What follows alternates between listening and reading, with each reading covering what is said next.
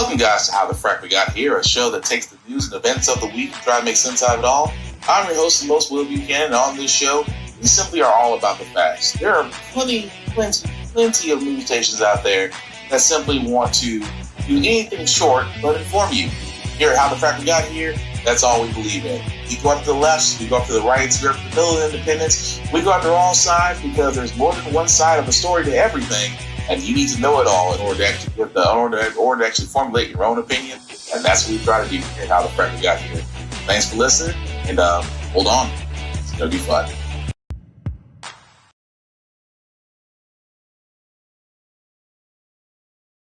Vice President Julie Carr-Smythe from the Associated Press.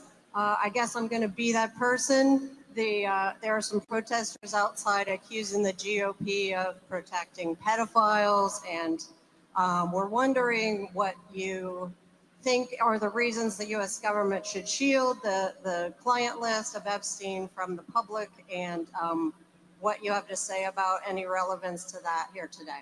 Well, let me say just a couple of things. First of all, the president has been very clear. We're not shielding anything. The president has directed the attorney general to release all credible information, and frankly, to go and find additional credible information related to the Jeffrey Epstein case. He's been incredibly transparent about that stuff, but some of that stuff takes time. You've got to assemble that stuff. You've got to compile that stuff. You've got to redact some victims' names so that you protect the victims. But the president has been very clear. He wants full transparency. He's asked that from the attorney general, and I know, because I talk to her all the time, the attorney general is hard at work on that issue right now. Right. Hey guys, today's date, July 30th, 2025, and this is How the Frack We Got Here. I'm your host, the most Will Buchanan. On How the Frack We Got Here, we do take the events of the week and try to make sense out of it all. Before we do get started, guys, let you know that we do pride ourselves on being a news podcast. We do cite from sources with the most credible reputations and award-winning in journalism. We do not do sensational news like Fox News, The Blaze, wherever extreme left or extreme right you get your views from. We simply do not do that. At the same time, guys, we do try to watch our language, but words do fly. At the same time, guys, there may be things that might be shown that might be too intense for younger viewers, so viewer discretion is advised. Aside from that, welcome. Well, what you saw was a line of BS from a missing vice president that's apparently now a salesman, JD, I wish I was Trump's ass Vance, who is, again, defending what will never, ever be, or I like to think, might be the turning point in finally getting those of the Red Hat cult to finally wake up and stop drinking the Kool-Aid. The Epstein files, as you say that we did talk about that, last week that, Trump lapdog, AG Pam Bondi, said, well, there's no Epstein files, and then walked that back and said, oh, well, there was, but my boss doesn't want me to release it. And then your boss said to release it, which kind of puts her in a very strange position. Either do your job or do exactly what your boss tells you to do, because you're pretty good at that. But anyway, Epstein files don't seem to leave Trump, and neither will his former assistant, who may or may not be trying to spring for a pay per play per se. News Ghislaine Maxwell is expected to meet this morning with Deputy Attorney General Todd Blanche, once Donald Trump's criminal defense attorney. Blanche said he wants to know if Ghislaine Maxwell has information about anyone who has committed crimes against victims. Her attorney said Ghislaine will always testify truthfully. She was convicted of sex trafficking and enabling Epstein's abuse of women and girls. She was sentenced to 20 years in prison and has been trying to get out on appeal ever since.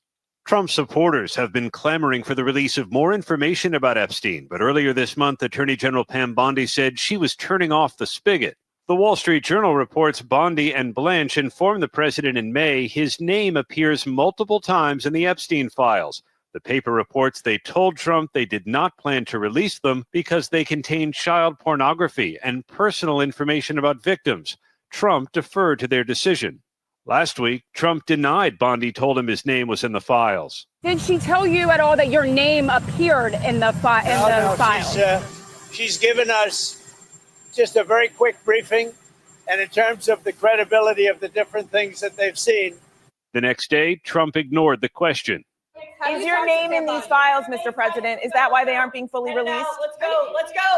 Thank you, press. Come on. Hey, thank you. The Wall Street Journal reports other high-profile individuals were also named in the Epstein files, but appearing in them is not indicative of wrongdoing. Trump and Epstein were friendly for more than a decade. When Epstein was arrested in 2019, Trump said they had a falling out and hadn't spoken in 15 years. The Attorney General now says nothing in the files warranted further investigation or prosecution, and we have filed a motion in court to unseal the underlying grand jury transcripts. But a federal judge in Florida declined to release grand jury information, which is supposed to remain secret, saying the court's hands are tied. 2 judges in New York are also considering similar requests. Maxwell's meeting here today comes as she is appealing her conviction, and the Justice Department just last week urged the U.S. Supreme Court to reject that appeal. Michael? Yeah. All I can say on that note, Kendrick Lamar's song is about to start making moves again. Probably struck a chord, and it's probably A minor. It never ceased to amaze me that Epstein doesn't seem to go away. Although Taco wants it badly to go away, especially now because the story in itself keeps getting worse. Where it's like, oh, well, Pam Bondi has informed Taco that his name does appear in the files that didn't exist, that were once on her desk, that she said she was going to look into, that she says there wasn't a file, but now there is a file with many names, including Taco's, but they can't release it because the victims' names are in there. Ding, ding, ding, ding, ding, ding, ding. I'm just saying, it's one big-ass circle if you think about it. But yes, now that Epstein's former assistant, Miss Maxwell, is saying, oh, I will tell you everything you would like to know. I don't know why I gave her an English accent. I will tell you everything that you would like to know. I want immunity. That was the thing. She was going to sit there and say, I will testify to everything if you give me immunity. To where now every court, including the Supreme Court, going, no, we can't. We shan't do that. And it's amazing to me how Taco thinks he's safe. I don't think he can get away. Look, I know we said, well, when Taco was facing mortgage fraud in Manhattan, voter election fraud in Georgia, documentation tampering at his Mar-a-Lago estate in Florida, we thought that's 3 bullets you just cannot dodge. At least one got him. The Manhattan fraud case got him. To which, again, unfortunately, that can't be enforced because we don't believe in prosecuting our presidents, which is bullshit. And the election case fraud in Georgia got put down. Why? Because we can't prosecute our president, which is bullshit. And then the one in Florida, which quietly got put down because we can't prosecute our president, which is bullshit. I said it 3 times. But I thought those 3 bullets would take him out. At least one, if not all 3. Legally speaking, not the metaphorical way. But not the actual legal way of taking him out. But you get my point. The thing I'm getting at is now the Epstein files, because what was that? His entire base that he told his cult, oh, the Epstein files must be released. We must get to the heart of this matter. The JFK files must be released. The Martin Luther King files must be released. We have to get to the bottom of this. And now that he has the ability to open the floodgates, wait a minute, we need to do some checking. And I'm sorry. Here's my thing that doesn't. If you are not guilty as you say you are, release the files. What do you got to lose? Because that's what I would think. If I have nothing to lose, and I know I wasn't on this island with underage minors basically being predators. If I know I didn't do it, release the files. But other names have came up, release the files. I don't care if Jesus and the 12 apostles are on that list, release the files. Because again, we've always suspected that the reason why Jeffrey Epstein had so much power was because he had dirt on a lot of powerful people. And when you got dirt on a lot of powerful people, you either come up missing or you disappear. Don't believe me? Ask Bernie Madoff. Bernie Madoff didn't steal from the rich. He stole from the really rich. and they still cannot account for the money that he moved to wherever it is. And so where's Bernie Madoff right now? In jail. So, again, if Taco has nothing to lose, release the files. But now that Miss Maxwell is thinking about singing like a canary, of course, Taco was asked during his trip in Scotland, well, would you pardon the former assistant to Jeffrey Epstein? Well, we shouldn't be surprised by his answer. Mr. President, if you completely rule out a pardon for Ghislaine Maxwell who landed, is that something you would ever consider, and why? Pardon for who? For Ghislaine Maxwell. Well, I'm allowed to give her a pardon, but nobody's approached me with it. Nobody's asked me about it. It's in the news about that aspect of it, but right now it would be inappropriate to talk about it. So. And all I can sit there and say is, folks, it is amazing. It would be inappropriate to talk about it. No, because it's an honest question. You pardoned everyone. You pardoned all of your terrorist buddies from the January 6th insurrection to where domestic terrorism occurred. You pardoned everybody. Everybody that was involved, hurting or maiming Capitol Police, destroying public property, bulldozing the Capitol. You pardoned everybody. So now that it becomes Miss Maxwell is saying, I deserve a pardon if I speak. If I've testified to everything I know, I want full immunity. Now all of a sudden it's like, oh, well, I don't know if I could do that. Isn't it amazing how Taco believes he can pardon people, but when it comes down to those that he says he can't pardon, that immediately he gets lost for words? Immediately lost for words. And I keep saying, and here's one thing I'm discovering that I'm pretty sure you and the audience are discovering as well. If we wait long enough, Taco will tell on himself. He has. Even more so in this audio clip from Air Force One, when he had said the reason why him and Epstein had a falling out was over workers. But just listen to how it was said. On Mar-a-Lago, you're saying that Jeffrey Epstein poached two of your staffers. Who were they? Were they young? I don't want to say two, or I don't want to say any number. You're talking about many years ago. But yeah, he took people. And because he took people, I said, don't do it anymore. You know, they work for me. And he took, beyond that, he took some others. And once he did that, that was the end of him. I didn't like, when they steal people, I don't like it. Mr. President, Epstein has a certain reputation, obviously. I'm just curious, were some of the workers that were taken from you, were some of them young women?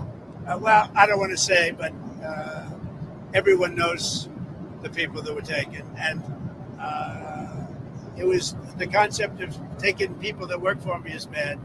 But that story's been pretty well out there. And the answer is yes, they were. Yes, they were young women? What did they do? In the spa. In the spa? Yeah, people that work in the spa. I have a great spa, one of the best spas in the world at Mar-a-Lago. And people were taken out of the spa, hired by him. In other words, gone. And other people would come and complain, this guy is taking people from the spa. I didn't know that. And then when I heard about it, I told them, I said, listen, we don't want you taking our people, whether it was spa or not spa. I don't want him taking people.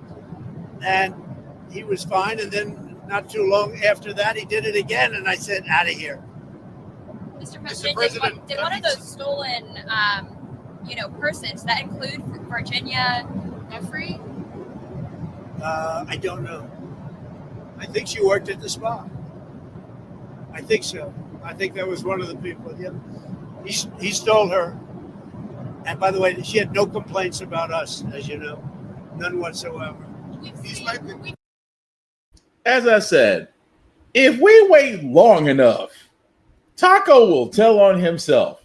Because now he's saying, oh, well, they were young women that worked in a spa and he took them. If I was a reporter, I'm like, are you sure that's the statement you want to go with? I mean, he sounds like a creepy ass old man, but he is a predator and a convicted felon. I just want to keep pointing that out. But yes, I keep saying this all the time. And now the Epstein files aren't going away. They aren't. Because right now, his base is feeling betrayed. They got duped by a con man. They can't, they don't take much. But the point I'm getting at is they feel betrayed. It's like, we voted for you to find out the truth. And now you're basically turning into the one thing you said you would not become. You played us. And I can just see Trump going, I'm a con man. What do you expect? At the same time, it's not going away. And Pam Bondi and the Department of Justice has a problem.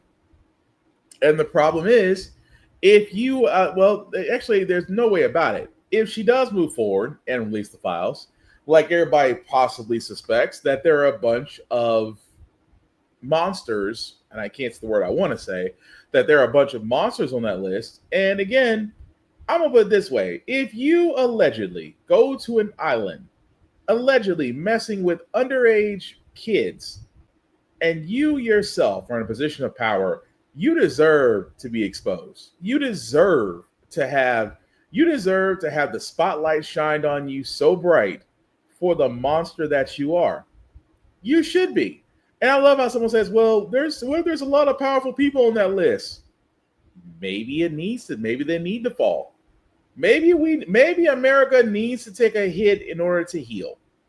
Because if that list is of people that went to his islands for these parties to mess with underage kids, and I do say kids, messing with underage teenagers, I'm just saying they deserve to be prosecuted to the full extent of the law. They do. Or if I had it my way, no, let's not say that, because then I'll be put on a list. But because I believe that pedophiles should be handled a different way. But again, that's a whole nother podcast. That being said, we will wait and see what happens with this whole case. Because as much as Taco has tried to throw every distraction, he has tried. He threw every distraction he can out there. Release the Martin Luther King files. Yes, we know the government admitted a long time ago there was a plot to assassinate Martin Luther King. It's been widely publicated. Release the JFK files. We are not playing the grassy knoll and was there another shooter?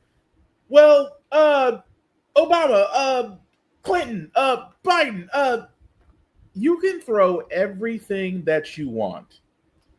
You cannot get the spotlight off of you if you tried. You cannot get the spotlight off of you. Because why? You deserve it.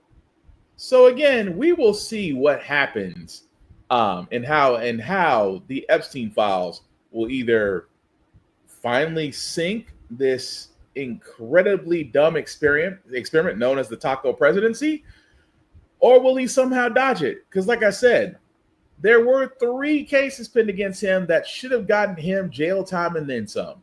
And because he managed to convince more people to vote for him, those 3 cases went away. I'm not saying it's possible. I'm just saying it's a possibility. But there is also one thing we can say during the Taco administration, that he legally accepted a bribe from the seat of the presidency, and nothing will happen to him in the form of a freaking Qatar plane. Because they formally accepted a luxury 747 as a gift from the government of Qatar for use as Air Force One. The gift raises ethical and national security questions. Our chief Washington correspondent, John Carl, is here in our studio with us with the story. Good morning, John. Good morning, Michael. That's right. The Pentagon has made it official. The Trump administration is accepted that lavish 747-8 jumbo jet known as the Flying Palace, as we first reported here on ABC News, as a gift from the government of Qatar to be used as Air Force One. President Trump brushed aside security and ethical concerns about his administration accepting the luxury jet as a gift from Qatar. They're giving the United States Air Force a jet, okay? And it's a great thing. A Pentagon spokesman says the gift, which is so lavish it's known as a Flying Palace, was accepted in, quote, accordance with all federal rules and regulations. The plane's value is estimated at as much as $400 million, but it will take millions more in taxpayer dollars to modify it to meet Air Force requirements to operate as the presidential aircraft. although some of the president's Republican allies have raised questions about accepting such a big gift from a country with ties to China, Iran, and even Hamas. President Trump says there is nothing wrong with it. Some people say, oh, you shouldn't accept gifts for the country. My attitude is, why wouldn't I accept the gift?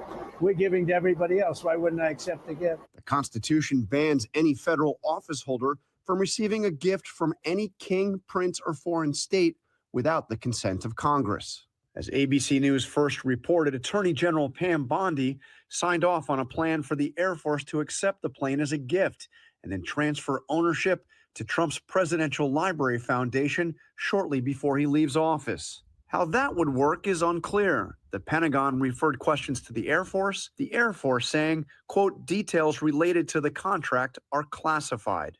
The deal infuriating Democrats. This gift screams national security risk. It is bribery in broad daylight. Donald Trump is thumbing his nose at Republicans and practically daring them to stop him. Some Republicans have made it clear they don't like the idea of accepting this plane as a gift either. As for the details about the transfer of the plane to the presidential library, the White House press secretary told me that the intention is still to have that plane go to the library, but the details will be ironed out later. So what's crazy is we saw a bribe. It literally says in the Constitution, you cannot accept gifts from kings, of royalty, of any kind. You cannot accept a gift while in the office of presidency from those individuals. And what does Taco do? Taco's going to accept this flying palace only because, well, he's a compromised president. They own him. Don't think that Qatar and Saudi Arabia don't own a piece of this man. They do. Look at Trump Towers in New York or anywhere else. Wherever there's Trump Towers, wherever there's apartments in Trump Towers, best believe they're also there. At the same time, using a Qatar plane as Air Force One, here's the problem. That, number one, the immense undertaking, and I say undertaking, that plane is going to be stripped all the way down to the bare frame. And then the bare frame is going to get ripped apart. Every piece of that plane is going to go over meticulously. Why? Because we don't know what's in it. And the sole reason why it's such a security risk, because you don't know what is in that plane when it's delivered. You don't know what is in that plane when it's taken apart. You're not even sure after thoroughly going through it and reassembled, can you say without 100% certainty that is a secure plane that the president has to fly on? You can't say that. No defense person, no mechanic will be sitting there saying, no, you could have years with that plane and still not be 100% sure whether or not it is clean. But at the same time, the problem you're going to run into is that he accepted a bribe. He accepted a bribe. And it's just like, again, I don't know what it is about our country, but this is the reason. And I say this before, it's also the reason why some white people feel empowered to really act crazy or, think that nothing will happen to them. It's because a level of security. You know why some white folks will walk up to a person like me and start talking to me like they're the police and think that they won't get checked in the mouth? Because they think because I use manners and I carry myself, that surely I'm not going to knock them in between the eyes. Safety. In the same sense where Taco believes he can act and do whatever he wants because the Republican base, which holds majorities in the Senate and the House, will do nothing against him. They will do nothing. If anything, they will defend it. But trust and believe, anytime any one of them has ever spoken out against Taco, they have not lasted long. Look at everybody that's spoken opposition against him. And trust me, if you don't think Rand Paul is going to run into any issues after the fact that he was one of the very few standouts for the bill that Taco is so proud of, he's one of the few standouts that he voted no. Do not think for 1 second that in the midterms, Republicans will not be trying to replace him in Kentucky. Don't think for 1 second, because again, anybody that goes up against the Führer must be repealed. Did you just call Taco a Nazi? Yes, because it's Nazi behavior. It is. It's fascist behavior. At the same time, the fact that he thinks he can just walk around and do things because he can is dictatorish. And at the same time, the fact that he's going against things because he believes, along with certain others out there, that this is not the way it should be for everybody, is fascism. So again, the fact that he is taking bribes in the form of planes from foreign dignitaries, the fact that he might be on a list for the Epstein files, but I promise you, as long as certain people are in power, those files will never see the light of day, because it's safety. That's why a lot of people are infatuated with this man. They think that he can do whatever he wants without recourse because he can, not understanding the fact that this man has layers of safety, because the ones that are with him, the same Republican Party, will do nothing, because if they do, they will be removed. If that is not a fascist government, I don't know what is. But moving right along, guys, RFK, unfortunately, our Secretary of freaking Health, has decided that, hey, we have a preventative services task force. What happens? I think we need to get rid of them. Now, what I mean by that is there is a committee that actually goes over the fact of things that you would get, like shots to prevent certain diseases, vaccines that you would usually get. They're usually people that decide on these things. And sometimes they decide, sometimes things that you usually get, like for cancer screenings or tests for diseases or diabetes, which is usually either very low cost or free to the public. Well, RFK has decided we might not need that. Now, keep in mind, it's RFK. And I'm trying to be very nice about RFK. I'm trying to be nice, and nice is a relative term when it comes to that doofus. But the fact that him being the health secretary, that again, these are preventative. You're talking cancer screenings, HIV medications, osteoporosis testing. I can keep going down the list. These are the things that actually can help provide better lives for people through early detection. And anybody that's ever seen cancer, had cancer, or known someone that has cancer or any of those types of diseases, the earlier you can detect it, the better your chances are beating it. But what kills me is you have RFK, a known anti-vaxxer, literally ripping apart Health and Human Services to basically refill it with conspiracy nuts, tinfoil hats, and anti-vaxxers. And that's what he's going to do with this one. Because again, he hasn't made a decision on whether or not that he wants to get rid of this task force. But again, this is why I sit there and say the problem with America, outside of its many issues, but the problem with America, number one, is the fact that you have our health. And why is it that whenever it comes to our health, whenever it comes to our health, we have to deal with this doofus, because this doofus believes that, oh, well, we don't need that. Yes, we do. We do need that. We do need that. We do need to have preventative options put in. We do need to have multiple ways of getting things in there as far as preventive medicines and tests and things of that nature. There is a reason why it's all there. But what kills me out of all this is he believes, from an anti-vaxxer standpoint, no, we don't need it because, I believe, I'm not a doctor, I'm not a physician, I'm not a research scientist, I am not any of these things except a guy that goes out and decides to take up dead carcasses and study them in my home. I am a guy that swims in amoeba-filled creeks with just swimming in a creek, not thinking about the fact of what's in it. Also, I'm the guy who has brain lesions. At the same time, sounds like I need to clear my throat every 5 seconds. I'm sorry. It's like, you know what it is? It's like a person that smokes cigarettes who doesn't believe in emphysema that fired the Surgeon General because he didn't like his warning on cigarettes. That's RFK in so many ways. But moving right along, guys, I would say Taco has another problem. Taco has another problem in the form of the Federal Reserve. Specifically the chairman, Mr. Powell, because today it was announced that the Fed will not be cutting interest rates. So Taco's decided to take a trip across the way. President Trump will take a rare and potentially confrontational trip across the street to the Federal Reserve. For months, the president has attacked Fed Chair Jerome Powell, demanding that he lower interest rates.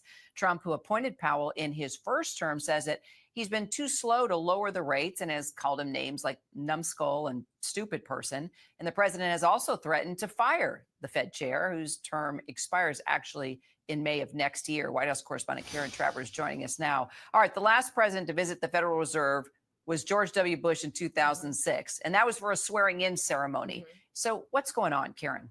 Yeah, I mean, Kira, you have to look at this visit as potentially a hostile event for President Trump to go there and put more pressure on Federal Reserve Chairman Jerome Powell. The president in recent weeks has really increased his pressure on Powell, calling on him to resign, saying that the end of his term next May cannot come soon enough. But when he was asked about firing Powell, he said he wouldn't rule it out, but did say it was highly unlikely. That said, Kira, the president certainly seems to be laying the groundwork for trying to find a reason to fire Powell and fire him for cause. The administration has been keying in on this $2.5 billion renovation at the Federal Reserve that's been underway for many years. The costs have increased there, and Powell has said it's because of the cost of materials and some unforeseen conditions that need to be addressed at these two historic buildings. But the White House senior officials here have criticized Powell and say essentially that this is his fault that this project has gotten out of control. The president last week even indicated that there could be fraud here committed by the Federal Reserve Chairman. I asked him if he was calling for an investigation into Powell, and the president said he thought he was already under investigation. Kira, he is not. The White House hasn't said what he is doing there today, whether he's going to be viewing this renovation project or meeting with Jerome Powell. But Kira, you said it. This is very rare. He will just be the fourth president, George W. Bush, Gerald Ford, and FDR, to make a visit to the Federal Reserve. Now, what's so interesting about this, folks, is that, number one, the fact that Taco is kind of like going to the Federal Reserve is like, okay, it's like talking with your bank. And I'm not saying the Federal Reserve is like a bank. I mean, they do set the interest rates and records for all banks and the FDIC to follow. But what I'm getting at is Taco is saying, I need you to cut the rates. No, because your plan is the reason why we have to keep the rates at what they are, to keep things down. Because if we raise them up, then everything spirals out. No, that's not how it works. I want you to cut the rates. I'm sorry, Mr. President. It's not going to happen the way you want it to. And I imagine that's probably going to be the conversation they're having when he goes to visit the Federal Reserve. And the reason why I point this out, guys, because if you haven't seen this clip I'm about to play, this was just last week, when Taco and Mr. Powell and America's favorite Uncle Tom, Senator Tim Scott, were at the construction of a building, and let's just say the numbers didn't agree among everybody.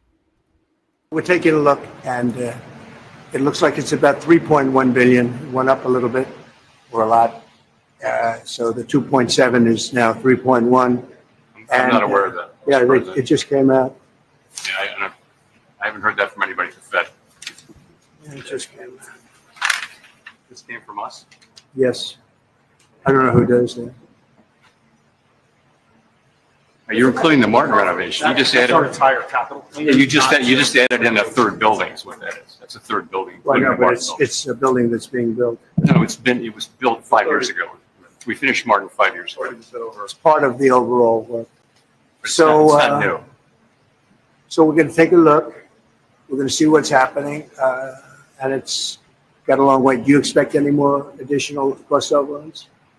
Don't expect them. We're ready for them, but we have a little bit of a reserve that we may use. But no, we don't expect to be finished in 2027. We're well along, as you can see. Nice to take these off every once in a while when we're not under too much danger. As a real estate developer, what would you do with a project manager who would be over budget? Generally speaking, what would I do? I'd fire him. What's so crazy about this?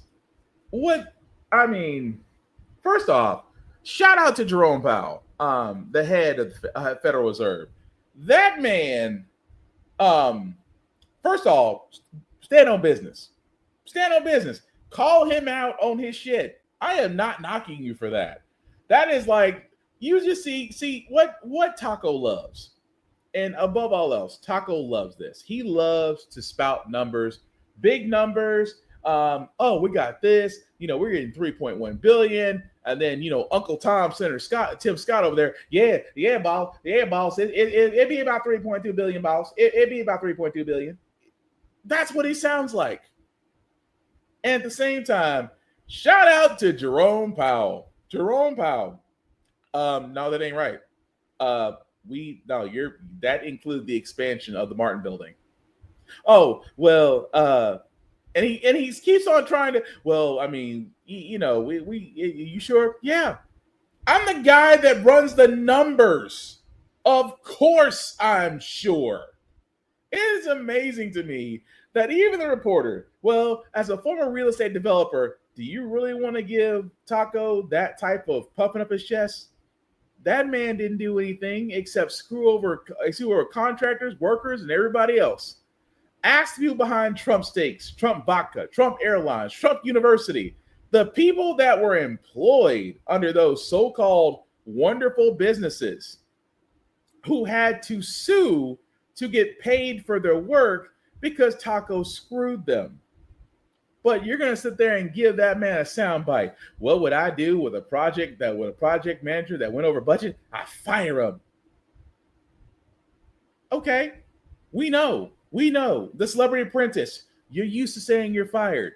You were a failed reality star. You're a failed president. And now the head of the Fed called you out.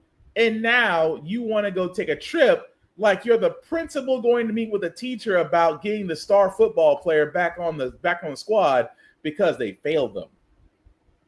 At the same time, you don't think for 1 second, and I say this all the time, don't think for 1 second that Taco won't find a way because they're already trying. Oh, well, there may be a review on the Federal Reserve. Some of the Republicans are already calling for it. Taco is trying to consider whether or not he can fire him. Newsflash, can't. The president can't just fire people like it's a business. Government is not run like a business. It takes congressional action to remove the chair of the Federal Reserve. Congressional action. As much as Taco would love to think he can fire everybody like he does from his job, unfortunately, you being the presidential seat does not give you the ability to just fire and hire people willy-nilly. Although at the same time, it is amazing how no one is talking about ketamine Elon and the fact that you basically gave him an entire government department, even though he wasn't elected, even though he bypassed several laws, and yet somehow did enough damage, got enough contracts for his companies, and then dipped. So it amazes me that Taco is now thinking he can go to the Feds, could go to the Federal Reserve and throw his weight around. And all I can sit there and say is, Mr. Powell, stand on business. It's fun to watch him actually crumble when actual numbers and facts are being presented. Moving right along, guys. Texas, outside of many other states, because again, we said on how the Frack We Got Here, next year is the midterms. And Texas has a problem. Texas has a problem in the form of a strong black woman, Representative Jasmine Crockett, who in my mind is as wonderfully intelligent, very smart, very witty, and has no problem backing up what she says with facts and logic. The reason why Texas, currently the Republican majority-led Texas Congress, legislative Congress down there, they're afraid of this woman because she doesn't back down for shit. And again, they also realize not everybody's happy about Taco's bill that doesn't help them. Texas, along with Tennessee, along with Kentucky, along with Alabama, Mississippi, Georgia, Florida, North Carolina, South Carolina, basically that entire South end is not going to be happy when that bill comes out, especially when it hits in the Medicare and SNAP benefits areas. But alas, Republicans are supposed to have a backup plan. And what's their backup plan? Along with Governor Abbott, they want to redraw the districts of Texas. And why? To keep a black woman from gaining more power. Texas Republicans are looking to redraw congressional lines in the coming weeks. The changes would benefit the GOP and could help them keep control of the House in the midterms. But California Governor Gavin Newsom says if that happens in Texas, he'll follow suit for his state, drawing new lines that benefit Democratic lawmakers. ABC News political director Avery Harper is here for more on this. So, Avery, let's start with Texas. What is it that they want to do, and how dramatic could the impact be on the midterms? Right. Well, typically we see states redraw their congressional lines once every 10 years to accommodate for population shifts. And the last time Texas did this was back in 2021. So this would definitely be revisiting those maps early. And we know that this comes amid pressure from President Trump for Texas lawmakers to redraw those maps in hopes of trying to gain some seats in congressional districts in that state that would help him maintain control of Congress. We know that the midterms can be tough for the president's party. And we know whoever is going to be in control of Congress could be a hindrance or a boon to the Trump agenda. So that's what we're seeing happen here. That's going to be taking place during a special legislative session that has been called in Congress. And lawmakers are going to be gathering for a public hearing on that this afternoon. And just bring this down to basics. When you say that they redraw the lines every 10 years to accommodate for population shifts, can you just explain a little bit more what that means and why they do that? Right. They do that after the census that happens every decade, right? And so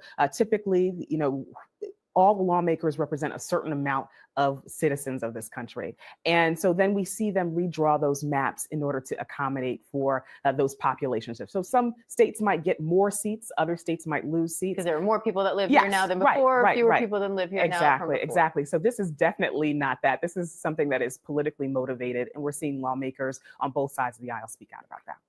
Why could this go beyond Texas? Like, where does California now get involved? Right. So Gavin Newsom, who we all know could potentially run for president in 2028, he has said if Texas moves forward with this, that he could instruct lawmakers in his state to redraw those lines to benefit Democrats. We've also seen other governors like Illinois Governor Pritzker. He signaled openness to counterbalance whatever happens in Texas. And even in Washington, D.C., we've seen Democratic leadership, people like Minority Leader Hakeem Jeffries and Congresswoman Nancy Pelosi say that they want to keep all their options on the table to have Democrats try and counterbalance what could happen in Texas. And that could be redrawing congressional lines in states across the country. So we could see a battle really brewing here between red and blue states. All right. So what's amazing is the fact that Republicans want to move the goalposts. Because let's be honest, folks are honestly getting tired of what's happening. And Republicans can't sit there and blame it on Biden anymore. They can't blame it on Biden's policies because they're running the show. You can't blame it on anybody else but yourself, and they're having a hard time trying to defend themselves. So what's left? Oh, well, we don't want a blue wave to happen. We don't want a blue wave to happen in the next year. We don't need it to happen. So what are we going to do? We are going to redraw the districts to where the districts will be more in our favor, because that's what's trying to do in Texas. Jasmine Crockett and many others have already sat there and said this, that if they try to redraw the districts to where they can get more Republican politicians on deck, then that pushes people like her out. And they're fighting it because, let's be honest, Republicans, much like most napkins who see themselves at the top of the food chain, don't realize that the demographics of this country are going to change in the next 20 years, 10 years at least. That what was the majority will now be the minority, and vice versa.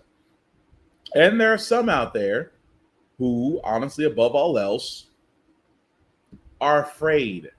Because, when you've been on top for so long, it's a little bit hard to leave the penthouse when you go to the ground floor. But, again, Democrats are doing the same thing because it's never been done before. I mean, yes, redistricting does happen. Thank you for following me so far. Redistricting does happen when the population increases. Why? To ensure that fair coverage across the state for every person that's elected is actually representing a group of people in that same area. It's supposed to happen. The problem is what the Republicans are thinking. They're thinking out of fear for the midterms. It's out of fear because let's be honest, Texas may actually become progressive. Tennessee, and I know I've said this before, Tennessee may actually become progressive, only because people have voted conservative their whole lives, not realize why their lives haven't gotten any better. It's because you shot yourselves in the foot and reloaded. Mississippi's education's in the toilet, yet they vote red every election. Kentucky, I think, is almost Kentucky's almost first in welfare and SNAP benefits, almost first, and they vote conservative every time. I can keep going down the list, but education, all lows. But everything else, again, it amazes me that conservative states aren't doing better. I mean, again, numbers don't lie. Conservative states do poorly. Progressive Democratic states do better. At the same time, it'll be interesting to see how Texas responds.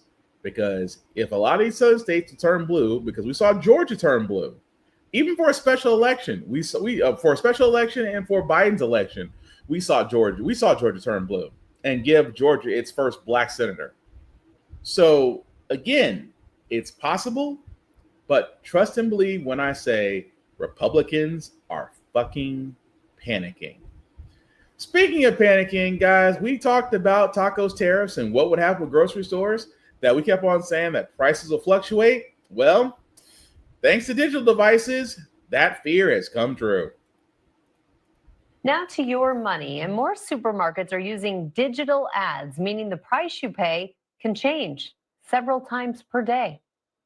The price of your groceries may soon change right in front of your eyes. A glimpse of what shoppers could soon see is already on display in Europe, where the Wall Street Journal found prices at some grocery stores can change up to 100 times per day. The technology behind it? Digital shelf labels, small electronic screens that can instantly display new prices at the push of a button, and they're being used more and more across the U.S. Walmart has installed digital tags in more than 400 locations, with plans to reach 2,300 stores by next year. Kroger and Whole Foods are expanding pilot programs as well.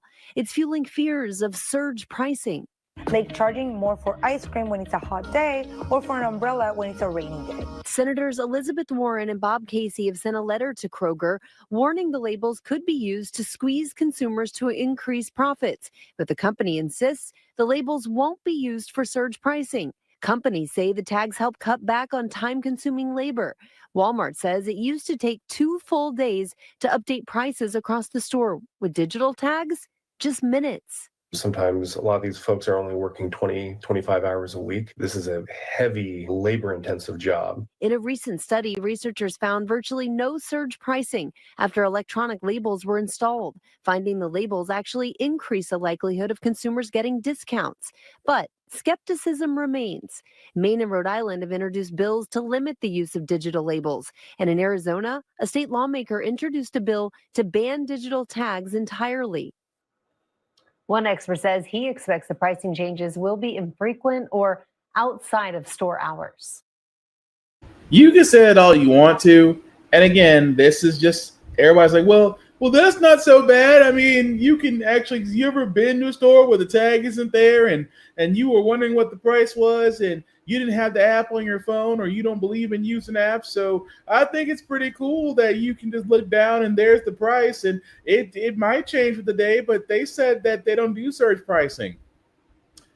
If you don't believe that these mega chain grocery stores will not maximize profits on things that include tariffs, you out your doggone mind.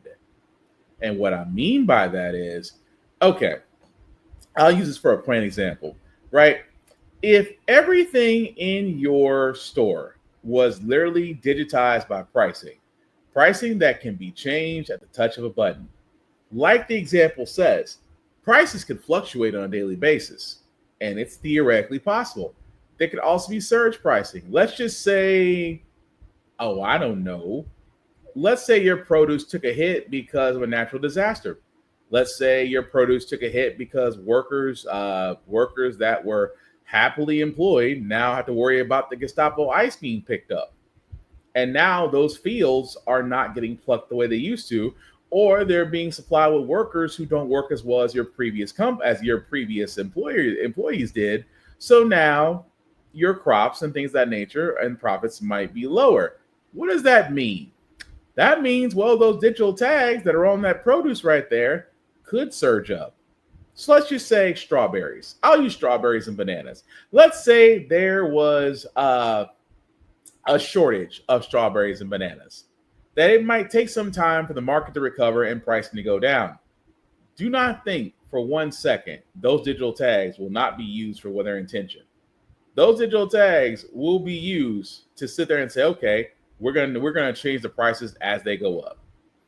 The point I'm getting at here, folks, is it's possible. And because, again, if the technology is there, so's the possibility. And, the funny part is, spokespeople for grocery stores can say this all they want to, but I will always say this: grocery stores, morticians, daycares never have slow days. They are three of the most, if not on a top 10 list of mandatory things required in life. Those three things are it, and they never have slow days. But they always, more importantly, will have increased prices due to something. Just saying. But moving right along before we get to the American Eagle bullshit, Ryan Walters has a problem. Remember the superintendent for Oklahoma that was so pro-Trump that he wanted to buy Trump Bibles and put them in his schools? The same guy that wanted to put in the 10 Commandments right along with the pledge to be said by everybody who wasn't Christian. He's got a little bit of a problem right now. And I've always said it best. Whenever it comes to this problem, it's always the religious ones. Process is now getting underway following bombshell allegations against State Superintendent Ryan Walters. 2 state school board members insist they saw images of naked women on a TV in Walters' office. The same man who for years has claimed school libraries are full of books containing porn and vowed to remove them. These shocking claims first came to light this afternoon in a report by the Oklahoman and then the online publication Non-Doc. Now, Walters has not directly addressed the allegations, but already Oklahoma's top Republican lawmakers say it's time to find out the facts about this. News 4's Spencer Humphrey picks it up from here. Spencer? Yeah, guys, State Superintendent Ryan Walters, of course, is famous for his unfounded claims alleging schools were showing students porn and that he was going to get rid of it. Well, tonight, 2 members of Oklahoma's state school board say it wasn't in a school where they saw graphic nude images being played, but rather on a TV inside Ryan Walters' own office during an official state meeting. Now, the state is investigating, and a warning, the details we're about to share are graphic. A bombshell headline from the Oklahoman Friday. Oklahoma State School Board members claiming they saw images of naked women playing on a TV inside State Superintendent Ryan Walters' office during Thursday's State School Board meeting. Board members Ryan Dethridge and Becky Carson telling the Oklahoman it all happened during the closed session portion of the meeting while a family was appealing a school transfer denial before Walters and the board. As the family talked, Dethridge and Carson say they looked up and saw those nude images playing on a TV mounted on a wall directly behind Walters. I was just in shock, Dethridge told the Oklahoman. I was being human and I didn't know what to think. Carson dumbfounded too, telling the Oklahoman every part of the women's bodies were completely exposed and easy to make out, saying, I saw them just walking across the screen and I'm like, no, what in the world am I watching? Dethridge later told Non-Doc it appeared the women in the video were on top of some sort of chiropractic table. And Carson told the Oklahoman it looked like it was made in the 60s maybe. The Oklahoman reports Carson immediately confronted Walters after the family left the room. I was so disturbed by it, Carson told the Oklahoman. I was like, what is that on your TV? I was very stern, like I'd been a mother or a classroom teacher. And I said, what am I watching? Turn it off now. Deathridge told the Oklahoman Walters immediately stood up and turned it off, never acknowledging or apologizing for what happened. Carson telling Non-Doc Walters blew it off, acting like he'd just been caught in an embarrassing situation. On Friday, Deathridge and Carson both told the Oklahoman, given Walters' history of threatening to strip teachers of their certificates for much lesser offenses, they'd like to consider stripping Walters of his teaching certification, something attorney and former state school board member Tim Gilpin also thinks could be appropriate. You know, if this had been a teacher, I'm pretty certain that they would have been immediately suspended and proceedings would have been brought to review it, and then if it turned out to be true, they'd be dismissed. We found Oklahoma's state employment policy strictly prohibits state employees from accessing obscene or sexually explicit material on state devices. The policy saying failure to comply could lead to disciplinary action up to and including termination of employment. On Friday, Oklahoma Senate President Pro Tem Lonnie Paxton announced the state's Office of Management and Enterprise Services is opening its own investigation inquiry. Paxton saying the board members' accounts of what happened paint a strange, unsettling scene that demands clarity and transparency. House Speaker Kyle Hilbert also saying an expeditious third-party review is warranted. I urge the state superintendent to unlock and turn over all relevant devices and fully cooperate with an investigation. Superintendent Walters needs to address it honestly and frankly as quickly as possible. Because we certainly do not need a state official, certainly the superintendent of public education, doing these kinds of things. We reached out to Walters' office, but nobody responded to us. An OSDE spokesperson did respond to the Oklahoman, calling their report a junk tabloid lie, sending them a statement saying any number of people have access to these offices. You have a hostile board who will say and do anything except tell the truth. And now the Wocklahoman, as the spokesperson wrote it, is reporting on an alleged random TV cable image. And we reached out to Deathridge and Carson, and both say everything in the Oklahoman that they reported is accurate. Deathridge told us as an appointed member of the Oklahoma State School Board, it is my top priority to protect the well-being of Oklahoma students. We hold educators to the strictest of standards when it comes to explicit material. The standard for the superintendent should be no different. And Carson told us, I was appointed to the State Board of Education to serve Oklahoma students to the best of my ability. The images that the board members were exposed to yesterday in this meeting were inappropriate, to say the least. There has to be accountability. And Kevin and Jolene, I'll send it back over to you guys for even more reaction. So what's crazy is, yes, that guy who swore up and down, we want to bring, religion back into schools, all these things, was caught in his office by two board members of pornography-like images on his television, on his TV. And of course, Mr. Walters was like, you didn't see anything. It amazes me so that, there needs to be an investigation. Plus, if it's educational equipment, it's all tagged and keylogged. It won't take much for somebody in IT to go, okay, let's just bring it back up to history.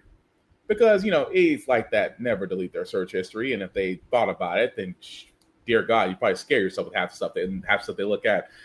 The thing I'm getting at is, it's always them. It is always them. These are the same people that cried about drag queen storytime hours, saying that, we don't want to expose our children or get them to turn and be members of the LGBTQ plus community. When drag time story hour was nowhere in that realm. And I wouldn't stand on it. I'll stand on it. I love drag queen reading hours, or depending on where you are, depending on your state and where it's at. But either way, folks that love to come and read to kids, because reading is fundamental. Reading helps you think. Reading is what conservatives hate. Just saying. But I would rather my children be at a drag queen reading hour than with so-called religious leaders. Because it's always religious leaders that are caught with the child pornography. It's always religious leaders that are caught being abusers. It's always religious leaders that are caught with, being sexual deviants. I have yet to see a drag queen get caught in the same position a so-called man of faith is. The point I'm getting at here is, it's always them. The repressed, ultra-religious folks that are always screaming about, we need Jesus here, we need Bibles here, 10 Commandments there. and yet they are caught with the most depraved individuals or just pieces of material in itself. And it amazes me so that yes, he should be investigated. His equipment should be taken from him. He should be treated the same way a teacher would be treated. Just like all those teachers out there that were messing around with 15 and 16-year-olds like they're grown men. And yes, we sat there and might have had some comments, but those teachers got prosecuted to the full extent of the law. They got marked as sexual offenders, and for a lot of them, they did some jail time or got probation. Either way, they lost their teaching positions. The same type of prosecution should be leveled at this man. Whether or not he's innocent, he should get his due process because, whether you're an American citizen or not, in the U.S., you still get due process. Again, reading is fundamental. Conservatives should look into that. But we'll see what happens with that. But I just want to point out, it's always them. The same people that will point to another group of people and say they're the problem are literally the problem them freaking selves. But speaking of a problem, American Eagle has a problem. American Eagle might have just sat there and claimed to be Nazis. And American Eagle are facing widespread backlash for the clothing company's latest ad campaign. Genes are passed down from parents to offspring, often determining traits like hair color, personality, and even eye color. My genes are blue. Sydney Sweeney has great genes. The play on words genes and genes as in genetics is sparking criticism from people accusing Sweeney and the brand of glorifying eugenics or white supremacy. So far, neither Sweeney nor American Eagle have addressed the controversy. Joining me now for more on this, Cheryl Overton. She is the Chief Experience Officer at her integrated marketing communications firm, Cheryl Overton Communications. Cheryl, good to have you. So first, let's listen to a bit of their reaction online, and then we'll chat on the other side. Sydney Sweeney campaign is exactly the reason why we need DE&I in every corporation. Because what happens when you have a bunch of white folk who all look and think the same? Those Sydney Sweeney American Eagle ads are weird, like fascist weird, like Nazi propaganda weird. I'm starting to think we're one Sydney Sweeney campaign away from them taking our right to vote too. Really dramatic, very visceral reaction. So tell us a little bit more about American Eagle's messaging here and why you think it's upset so many people. Thanks so much. I mean, listen, it's running the gamut, as you saw from those TikToks. I think on the light end of things, people are sort of criticizing the creative itself. I mean, we all get genes and the double entendre, but is that really the most clever thing that teams can come up with? So I hear that. But then on the very extreme, I'm hearing it is absolutely playing into a history of eugenics and upholding a particular type of aesthetic as white is right. And that is not just offensive to me, that is very disturbing. I think given the overall political climate we're in this country, where Black and brown people feel absolutely underappreciated and under attack. So we're seeing the gamut of criticism on this campaign from the very light to the very heavy and opening up really serious conversations. And on the polar opposite side, Cheryl, we're also seeing people who like the company's ad campaign and are siding with American Eagle. What are they saying? Absolutely. I mean, I think that there are people, there's a couple of ways to think about it. She's popular. She is in the zeitgeist right now. She's beautiful. She fills out the jeans. And folks think, look, she looks good. And why not? I think there is also a message that of all of this, I'm not seeing highlighted. This particular pair of jeans that she's promoting, the proceeds benefit a domestic violence initiative. And that's a good thing, sort of buckled underneath this very severely that nobody is talking about. So people love it. I am of a school of thought that they're absolutely sending a message, a dog whistle, if you will, to folks who believe in these very conservative, anti-woke, if you will, sentiments. And we saw a bump in their stock performance right after this ad aired that has since gone down, but they might be talking to shareholders and they might be talking to folks who share a sentiment that this is the standard of beauty that we should all hold high and abide by. And if that's the case, then mission accomplished. Cheryl, you are an expert in branding and helping companies. When a company finds itself in this kind of a fiery situation, what do you advise? How should they handle it? Sure. Well, the first thing is it's sort of a tie to my last point.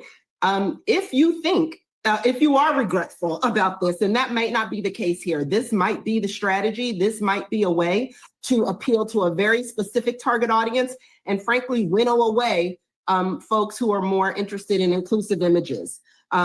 But if you are not of that school of thought and you believe that appealing to many is the best way to grow your share, a few things. Accountability. I think at this point, the apology is already late at this point. They have purposely not said anything public about it. And at this point, an apology might feel empty. But I do think an explanation as to how they got there, why they got there, and what they've learned from it is something we see in crisis and issues management that works well. Because the public is just so rabid and like very quick to see it, say it, point it out. I mean, we don't wait for a news cycle anymore. TikTok is 24/7. They're going to have to be as transparent as they can be and speak very plainly to their audience. As the first TikTok you said, people think this is what happens when nobody is willing to speak up in a meeting or where there is no cultural diversity on marketing teams. So their marketing team is going to have to speak up and say what they learned from this and why it won't happen again. I sure hope I never have a brand crisis, but I know who I'll call. Cheryl, over. So what's so crazy about this is, well, number one, the actual ad is still up, which tells you American Eagle doesn't care. Even the whole thing of, oh, well, I know it says jeans, but we're gonna mark down jeans because we want to do a play on words, because we're not eugenics. We're not talking about eugenics. We're not trying to say that blue eyes is a superior race.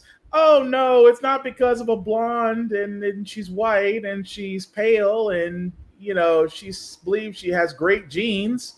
I'm sure that's not the problem. And this is why I say American Eagle doesn't care. American Eagle doesn't care. And why some people, mostly white people, will not have a problem with this is because perception is reality. We will relate to what looks or feels normal to us. White people, let's be honest. You saw a overblown up blonde white woman in blue jeans because sex sells, and Sydney Sweeney, for again, I don't know why this heifer's famous, but okay. But she's sitting there provocatively. I have great genes because I have blue eyes. This is why I sit there and say the entire time, American Eagle, just admit you're racist. And I know Matt Walsh, the Charlie Kirks, the Ben Shapiros out there will sit there and say, I don't see nothing wrong with this. I think it's fine. I think people are so culturally triggered because Shapiro is kind of like a computer that has to break up the data every now and then. It sounds like he's talking in Morse code. That's Shapiro. Matt Walsh, on the other hand, sounds like an idiot that couldn't stop staring at at her ad with both hands on the keyboard. I'm just saying. At the same time, guys, it never ceases to amaze me that American Eagle is not going to apologize, even though what you may call their how can I put this in with so many words, that they may call their apology really wasn't an apology. If anything, it was them saying, get over it. Get over it. It is what it is. And at the same time, if you don't like it, well, don't shop there. Because people forget Tommy Hilfiger, Gucci, the makers of Cristal, Grey Goose Vodka. I can keep going down the list because the reason why I named all those products, each of those products can be tied back to the creator or designer saying, I didn't design this for Black people. Tommy Hilfiger, I did not design these clothes for Black people. And if you guys don't remember, Tommy Hilfiger used to be big among Black folks, including shows like New York Undercover, for starters. Tommy was being worn everywhere. Coogee was being worn everywhere. Gucci was being worn everywhere. And not just, your everyday people, celebrities that were rocking the polos, that were rocking the Gucci, the Ralph Laurens, all the name brands. And one by one, every one of those people, I didn't design this. Why are black people wearing my clothes? Cristal. We didn't design Cristal for black people. Remember Cristal? For all those that don't remember the early 2000s in the world of hip hop, Cristal used to be about 100 different songs. Can't find it no more. Nouveau, another one, used to be on multiple rap songs. Grey Goose, made popular by the crunk era of the East Side Boys. I'm on that Grey Goose. Do I know you? Again, it was a wonderful time. But every one of those products that other cultures consumed, they come to find out we didn't make this for you. And what happened? They dropped them. But are folks still out there wearing Gucci? Yes. Are folks out there still wearing Prada? Yes. Are folks still out there wearing Tommy, Ralph Lauren, Nautica, all those brands out there? Yes, they're still being worn.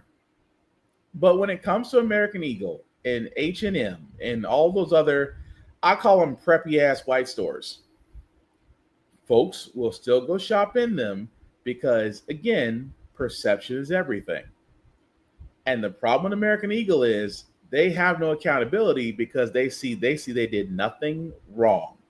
And because they did nothing wrong, they went along and said, oh, we're going to mark this down as jeans with the same person so you understand that we're doubling down. I'm glad I don't shop at American Eagle because American Eagle doesn't give a shit about what they're trying to say. But I will say this. They're just one in a million long line of designers, of makeup and fragrances, folks out there. Because look at those commercials, those Christian Dior's, those Kim Kardashian or Chloe or whatever them came with that lip gloss stuff to make your lips fatter or some shit like that because they want to be so close to the black women. The point I'm getting at is they know who they marketed for and they're trying to say it is not for you, it is for them. So again, if you can't see the problem with American Eagle, it's only because you secretly support it because you may have blue eyes. That also being said, guys, one of the last two stories we'll get to for our feel good segment. Again, it is amazing that what's going on in Gaza right now with the hunger strikes and things of that nature, that Taco believes that now is the good time to send food aid to Gaza for a problem that he created along with that welfare queen Netanyahu. Tonight, as food aid is airdropped into Gaza, people rush into the ocean to grab aid packages that landed in the water. I almost drowned. I only did that for my boy, just to bring him something, said this father. Now an alarming assessment from the world's leading authority on measuring hunger, saying Gaza is enduring the worst-case scenario of famine, though it's not an official famine declaration, saying 20,000 children were treated for acute malnutrition in the last 3 months. Tonight, President Trump says the U.S. will send food aid. I mean, they are starving. And you see the mothers, they love them so much. And there's just nothing. They say, we're going to get them food. But blaming Hamas for stealing aid. They send money, they send food, and Hamas steals it. It comes as the Hamas-run Gaza Health Ministry says more than 60,000 Gazans have been killed since the Hamas October 7 terror attack started the war nearly 2 years ago.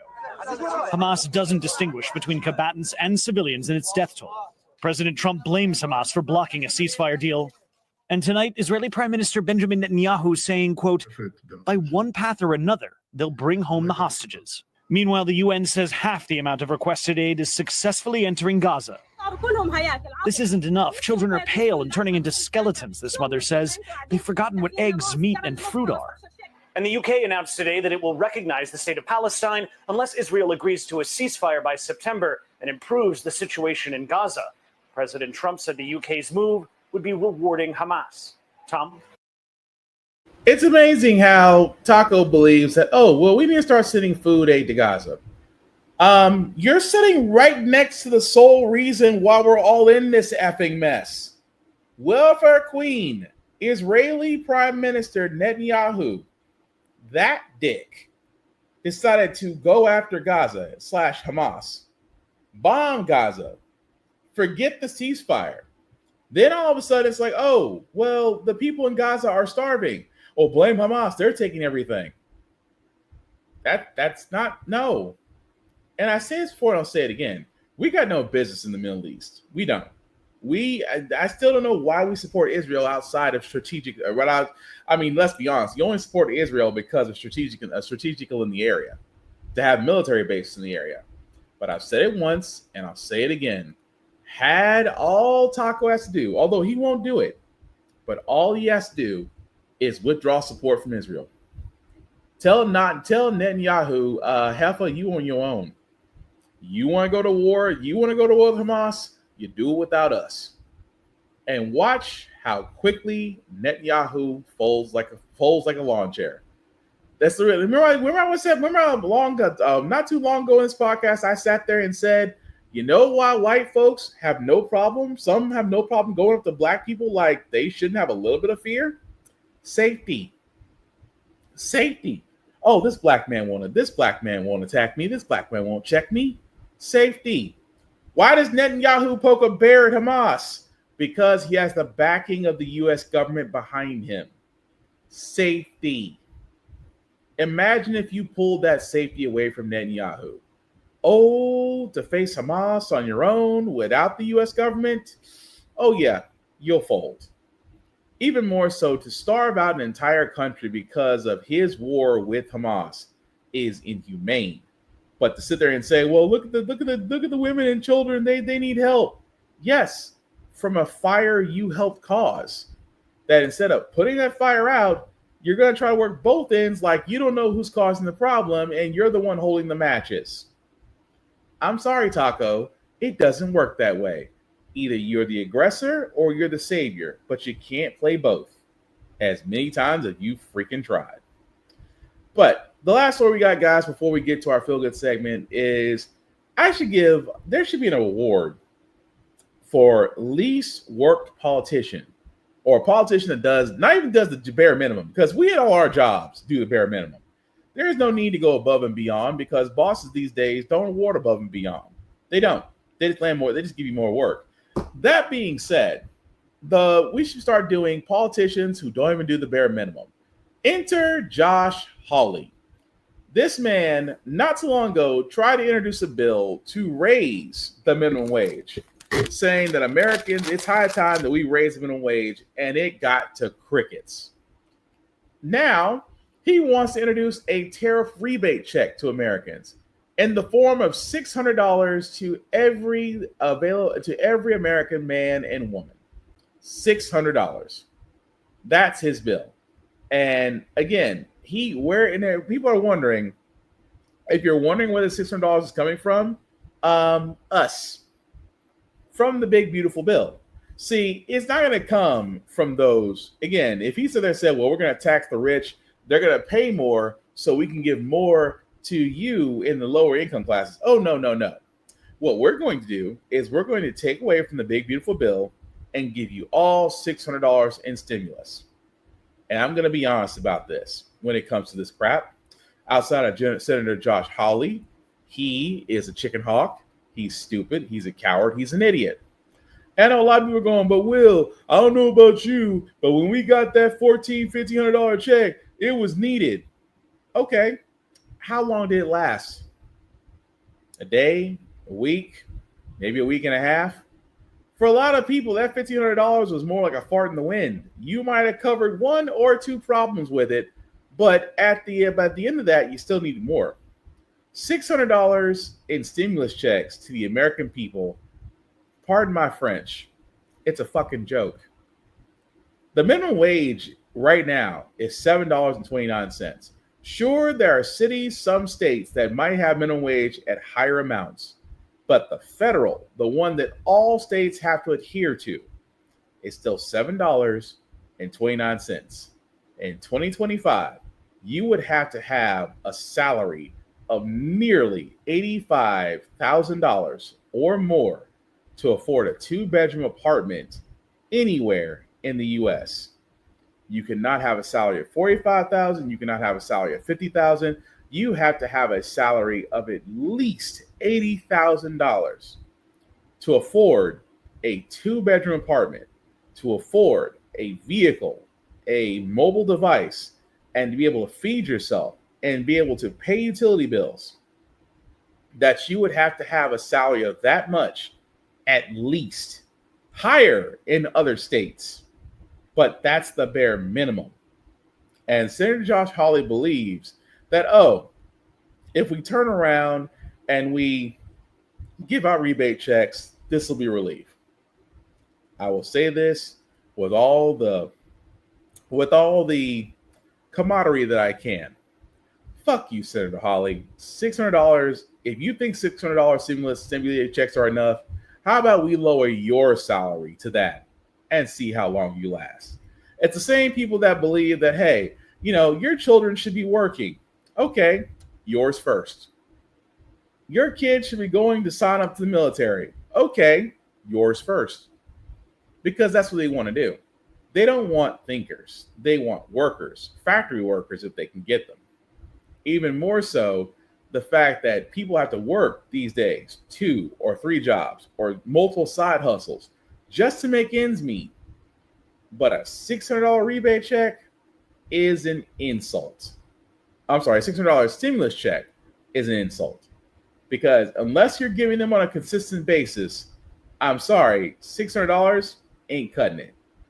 But that being said, guys, we are going to go on to our feel good segment, because usually how the Frack We Got Here, we do cover a lot of things that are doom and gloom. Sometimes make use of fake humanity, but hey, it's Wednesday, tomorrow's Thursday, and we will leave you guys out some good vibrations, and hopefully I can do just that with a little bit of history today. As of this weekend, Bubba Wallace, the first black driver in NASCAR, won the Brickyard 400 in Indianapolis. As you can see there, pictured with the trophy. As he says, coming off turn 4, I knew I was going to get there unless we ran out of gas. I'm surprised I wasn't crying like a little baby. Now, the thing about this is, guys, is just that, number one, it's historical because, again, it's NASCAR. It's the napkin's last bastion to see a white guy win a trophy that doesn't include a black guy. So, again, it's all things except the fact I like to see us in areas that nobody likes, that people don't expect to see us in. NASCAR is one of them. I think NASCAR is great. I also love Formula One, love drift racing. I also want to see black men drop the stigma of gymnastics and go into places like the Olympics and effing dominate. Again, I can keep going on. This is a feel-good segment. But anyway, I want to show this interview with Bubba Wallace post his win at the Brickyard 400 in Indianapolis. And so I can't, I know you're tired, you're hot, you're dehydrated. And I can't hear because you're yelling in my ear. Yeah. Tell me, you're emotional. I mean, you got a million things. Yeah. Right. Running through you. And I imagine you can't wait for this to sink in and get home and sit down and just let it, come to you. Yeah. But, talk about not only just how physical this race is, but also the emotions of winning it. Yeah. I mean, what I'm about to say sounds like BS, but it wasn't too hot in the car. Yeah. I think, man, what an incredible opportunity for me to be a part of and then capitalize on. You see the 22 have an issue. I think he had a right rear, left rear flat. And in that moment, you don't know what happens, and you just run your own race. And the next thing you hear is you're the leader with 20 to go, and you're like, oh, damn, it felt like the race just started. Here we go. And I hate that I start counting the eggs before they hatch. I start thinking of who to thank, how big the celebration's going to be. And then I go in and miss a corner. Oh, like easy, like focus. And my car was going extremely loose. And I cannot drive these things loose at all. And I started thinking like, oh man, this is it. This is over with. Then I started thinking about my son. Started thinking about what MJ would say. And all of a sudden the car got better. And it was like, oh, okay. This is our race still. And so those last 20 laps was just a surreal moment for me to just be a part of and be in the passenger seat for, yes, I'm extremely wore out mentally, physically. And I didn't thank anybody. My mind is not there, but I appreciate Chumba Casino for coming on board, McDonald's, Air Force, Leidos, Robinhood, Toyota, Mobile One. Thankfully, the camera's right there. I can see everybody on my fire suit. I feel like you were cheating a little bit right there. For sure. It's been an incredibly fun but difficult journey. Thinking about when Blaney won the 600 after being in a drought and says, you don't know if you can do it anymore, right? It's going on 3 years and 4 years in the 23. My last one was in the 45. We did it. That's the first thing my wife said to me, because we did it. And you don't know how many times I told myself I couldn't do it in those last 20 laps. And here we are. So I'm proud to stand up here and sit up here with you guys. And this shit is so hard. And I look in the mirror and I'm like, here we go with the 5. What's going to happen? And I thought under that first green white checkered, to beat the best, you have to beat the best. We can all sit up here and say Kyle Larson is the best at the time right now. And it's an honor and a privilege to race with him. But I go back to what MJ said last year at Darlington. Things you want more cost more. Larson wasn't getting that from me, And so I just thank everybody. I thank my parents. I thank my mom. I know she was praying for fuel because fuel was a big issue, and we had enough. I thank my dad from day one. I had fun today, Dad. I had fun today. That's so cool, Bubba. I think all of us up here, grew up racing with our family, and to see your emotion, I would tell you that I was a crier. So yeah. I appreciate what I'm seeing right now. Yeah. And I think it's the one thing that's important to explain to fans. And if you've ever been at a professional level of sports, is that a lot of times those emotions are from the work that you've put in, right? 100%. And I think about I watched your wife, Amanda, come out, and I was like, because I've been there, right? And you see that first interaction. If you see her, and I'm like, oh man, he's not going to be able to keep it together. But it was such a special moment for us to share. And I'm going to tell you, all of us up here are going to agree that you being open and honest about the way you feel, we love that. Yeah, because that's what, that shows how much you care and what this means to you. And I love seeing your passion. And I know you got overwhelmed. You could tell, I was like, he's going to pass out. He's going to pass out right there in front of all of us. I said, is this the last time I sit down? Because I need this just one motion. The ups and downs is getting to me. Also, I'd be remiss. Amanda's grandmother passed Friday night. And she was riding with us from the start of practice to qualifying and definitely in the race. And it's just crazy how life works out, man. This was the first ride around where I didn't hear the fans. I heard the wind. I heard the birds. It's a surreal feeling. I'm trying to walk you guys through it. Today was different and very reminiscent of the feeling that I got in Kansas. I didn't hear any noise today. I just heard the opportunity and I seized it. I love that so much. Kind of what Jamie said. I think one of the reasons I believe that this is such a popular win across the board in the garage is because you do take us along on the ride. Yeah. You take us along on your emotional ride when things go well, when things go bad. We've seen you be so close before in the Daytona 500 in races, and you have taken us along for those rides. How have those moments and those heartbreaks, how did those moments prepare you for what you had to do in the car against Kyle Larson? I've been racing for 23 years. Everybody in motorsports knows we lose more than we win, right? And every loss you learn on all the things you did wrong. I was very frustrated yesterday in qualifying second, just because I felt like I left something out on the table. 1300's out on the table, right? And we're so competitive and it's so close, and so you push the absolute limits. And when you do come up short, you push yourself to learn why. And there was plenty of opportunities today where I gave up, and I didn't give up. I missed an opportunity and I lost out, and I learned from it. I didn't get down. I didn't get out. My mind wandered a little bit, and I told myself to refocus. There's still a lot of opportunity in front of us, and here we are. I want to give you a piece of advice. You don't really need any, but I need all that I can get. this is the best advice that I think I got in moments like this. Enjoy every second of this. Yeah. Like the rest of this, all the media you're going to do after this moment, all the other moments you're going to have with your family and friends, your team, whatever party you may have tonight. I'll send you guys the address. Come on. Yeah. We'll get on over there. Enjoy it. Yeah. Soak it all in. Thank you. You never do this again for the first time. Yep.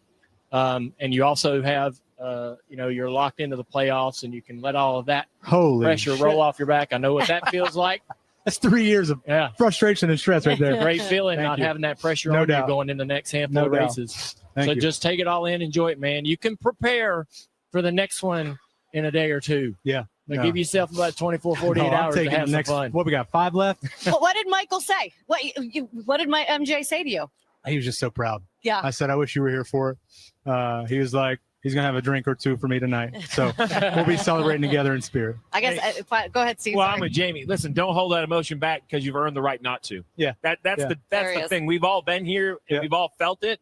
You've earned the right to act like you want, to celebrate you want, to feel like you want, to be relieved, to be exhausted. You have earned the seat you're sitting in right now. So raise some hell. Have some fun. Thank you, brother. I appreciate that. I think it's been remarkable how you've mentioned the no noise today, how you've put all that noise that you deal with more than anyone else in this sport. And you put that aside and be able to raise your performance to get this win today. Thank you, Amazing, brother. Appreciate that. You're Parker. awesome. Thank you. Thanks for coming up here with us. How'd the bricks taste? They were good. I told him, man, that's some competition right there. And again, definitely congratulations to Bubba Wallace. Again, the first black driver in NASCAR to win the Brickyard 400. Definitely give that man his flowers. I don't blame you. Shoot, if I drove 400 laps and I win, shoot, I'm gonna be happy as a clam too. But again, shout out to Bubba Wallace for that win. But that's gonna do it for this podcast, guys. Thank you all for liking, for watching, for letting people know this is live. I certainly appreciate that. Before we do get out of here, guys, some shameless plugging as usual. Shout out to Always Press Record TV. Why? Because How the Frack We Got Here is seen on APR TV. We can be seen on the Roku channel or Amazon Fire TV. Definitely check them out at APR TV as well as other shows on the APR TV network. Also, BlurStation.com. Guys, you've heard me talk about Blur Station. Again, it is a table that has our viewership, our content. Most importantly, what should be happening, our dollars should be going to it. Definitely check out BlurStation.com, guys. It is $11.99 a month to stream Blur Station, $11.99 a month. If you want to check it out, please go to BlurStation.com, hit the Join Now button, and be able to go from there. But definitely check out BlurStation.com. And finally, run for office. I keep saying this all the time, guys. You want to know how the crazy people did it, how Moms for Liberty did it, how all the religious nuts did it? Sites like this. Basically, if you do feel the call to serve, whether it's local or national, you can definitely type in your address and run for office. They'll take you through the entire process of how to get elected to an office, how to get your name on a bid, and hopefully allow you to go ahead and run and hopefully win. But again, check out runforoffice.org. And I keep saying, guys, this year, if anything that we take away from this year, should let us know that we all need to be active. We all need to be informed. And if you do feel like you can help out your city, your state, or even your country, go for it. Who's stopping you? Certainly not Taco. But I keep saying this all the time. We must take action. We must be informed. Nobody cannot sit on the sidelines anymore. Outside that, you can check out How the Frack We Got Here on YouTube, on Facebook, on TikTok, Instagram. We're everywhere. Like, share, and follow. I keep telling you guys, we cannot do any of this without your support. Like, share. If you like what I said, cool. If you didn't like what I said, it's okay too. But at the same time, share and support if you do want to see us keep going because we're trying to build. At the same time, guys, I myself, Black_Spartan615, can be found on YouTube as well. Like and follow me as I usually do. I usually do reposts of the show and other shows that I do. And again, guys, your support is needed. Don't mind donations, but support is always needed. A like and a share costs nothing. Outside that, guys, again, midterms are next year. We say this all the time. We said with the presidential race last year. We're saying with the midterms next year. It is high time we do a lot more than where we're at right now. At the same time, Democrats, I know you guys are our only other choice because Republicans will listen to us. Democrats, do not wait until next year to finally get talking with your constituents. You want to fight back, get to know your districts, get to know your people. Understand you can run the Republicans through every process that there is. But If you want us to get to know you, drop the old guard, get progressive, and learn and talk to your constituents. That's how you win. That being said, guys, last thing I'll say about how the Frack We Got Here, it's all about staying informed. We are not trying to reinvent the wheel, guys. We are simply trying to give you all the information allowed to make up your own mind, but we do provide a logical perspective that goes along with it. We do better as society once we're informed. We're progressive. We move forward. We try to right the wrongs of our past by making decisions now that really should have been done back then. Like electing our first black woman to the Supreme Court, electing our first black woman to the Federal Board of Governors, electing our first black woman, hopefully one day, to be called Madam President. All great things. When we don't learn from history, we are doomed to repeat it. That's what we keep asking ourselves. Why does everything go up at our paycheck? Why are we electing different politicians in Congress, but still the same old game is being played? And most importantly, how the frack we got here. Thank you all for watching, guys. Please take care of yourselves and each other, and I promise we will get through this. Have a good one, guys. Stay hydrated. The sun is still trying to kill us. Peace.